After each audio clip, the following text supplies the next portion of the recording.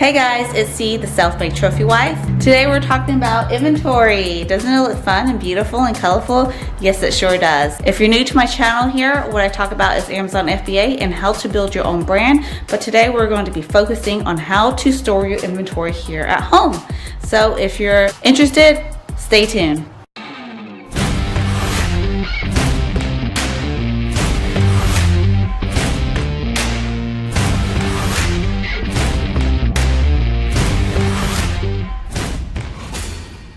Today we're going to be talking about how to store your inventory. So if you're starting off at home or you own a huge warehouse and you buy inventory, you're going to have to put it somewhere, right?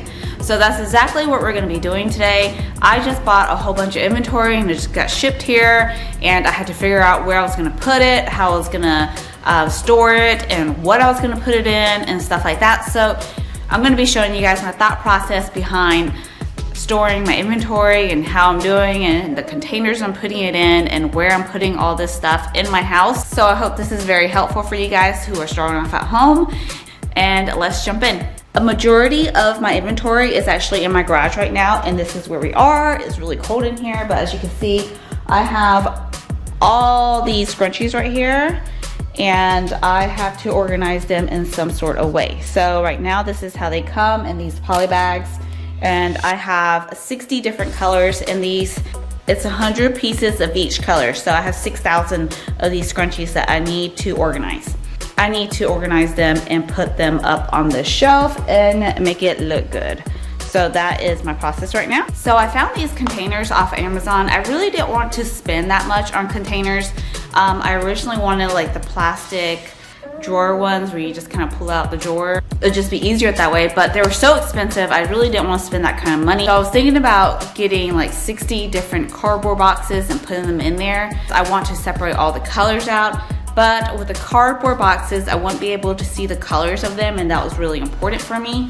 So I found these on Amazon, found these containers on Amazon, and they were only $1 each.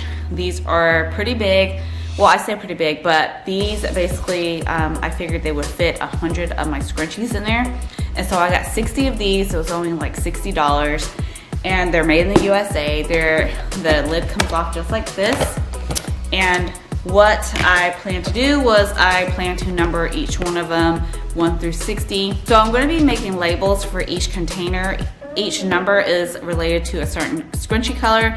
So then I have all my organization right there ready to go. And the lid just goes on like so. And I have an example right here of 100 scrunchies in here. And it fits like this. Now it's pretty tight fit. The lid almost doesn't close. Well, it doesn't want to close. But I'm gonna be stacking them on top of each other like this. And so they will be able to close from all that weight to being on top of each other. And it's just scrunchies, so I don't feel like it's that big of a deal because everything will just get squished down. So let's go ahead and hop on my laptop and I'll show you guys what equipment I'm using to make these labels right here. Real quick, I want to show you guys what I'm using to print my labels. I'm using the Dymo, which is the label printer 450 Turbo. This thing is great. I used to use just the label sheets, but the label sheets just got too much for me, and so these are just, I don't remember what size these labels are, but I'll show you guys here on the laptop because it's saved in the laptop, and I have a roll of these. They're absolutely great. So easy to print off barcodes or anything else you need that's really small and useful. All right, so as soon as you plug in your Dymo USB cord, the software automatically pops up just like this, and make sure that your printer is connected right here, and then also make sure that you have the right size label. If you don't have the right size label, or you know that's not correct, or you want to double check, just press new right here and it'll give you the option to choose whatever label size that you actually have. So I'm just gonna go ahead and cancel that. What I did was I used numbers to keep count of my inventory, so you can do it whatever way you want. If you want to name them, you can just double click here and change it to like blue or pink or whatever you're trying to do.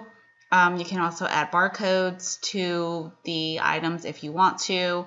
If you have barcodes, if you have, if you're advanced enough. But since I was keeping count of my inventory by number, I wanted to add this counter.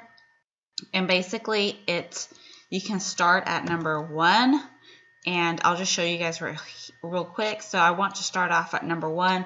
I want to add the prefix of the 0 right here. If you don't want to add the prefix, you can just do that. But I wanted to add the prefix, and you press 0 there. You can change your format, like, you know, I wanted it bold because I wanted it to pop out, and you can change your text or whatever. You can also change the layout if you didn't want to show the border, but I wanted to show the border, so I did that. So again, we'll go ahead and print the label, but I wanted to, because this is on the counter, so I just wanted to print 10, and it'll stop at 10. Okay, so my printer is ready, and I'm going to go ahead and print 10 for you guys and show you guys how fast this actually prints out. So 1, 2, 3, 4, 5, 6, 7, 8, 9, 10. And that's what the counter does. It prints out that fast, that quick, and I printed 60 of them. So that's how I did it on here. Now what we're gonna go do is we're gonna go ahead and go downstairs and start labeling all these containers. All right, so I have all my containers here in the box still, and I have my labels here that I just showed you guys how to print. And so I'm just gonna go ahead and start labeling all these containers 1 through 60. I'll have everything linked below so you guys know which containers I've got, which printer I've used, which labels on the printers that I've used. I'll have everything linked below. This right here is 60 containers that I need to put labels on. This is pretty high. This is a lot more containers than I thought there would be.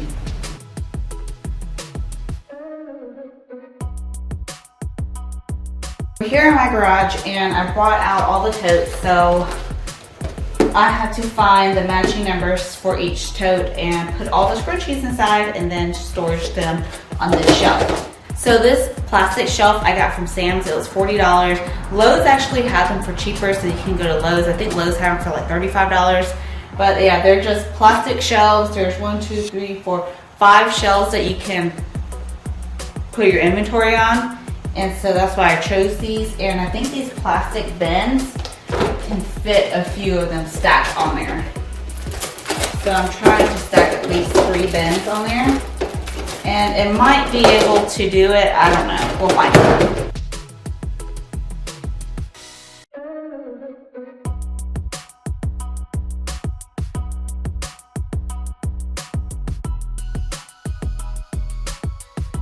That took freaking forever.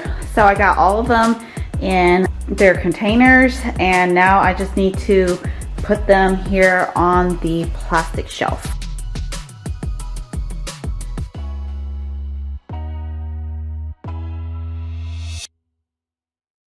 I just want to stop right here and show you guys that I can fit 24 of these containers on one shelf. So it's 1, 2, 3, 4 rows and then 3 up.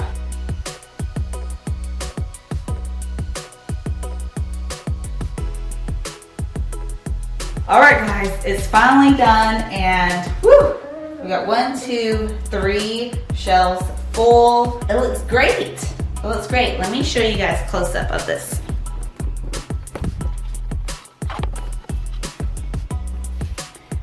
Okay, so this is what it looks like. 2 shelves are 2 deep, 1, 2, and then 1 shelf is just 1 deep.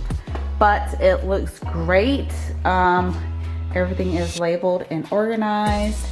I'm so excited. It's finally done. All right, guys, now that we're finished, I hope you guys enjoyed the video. And again, I'll have everything linked below so you guys can know exactly what I've used. Oh, and I forgot, if you guys like this video, give me a thumbs up and subscribe for more videos like this. Bye.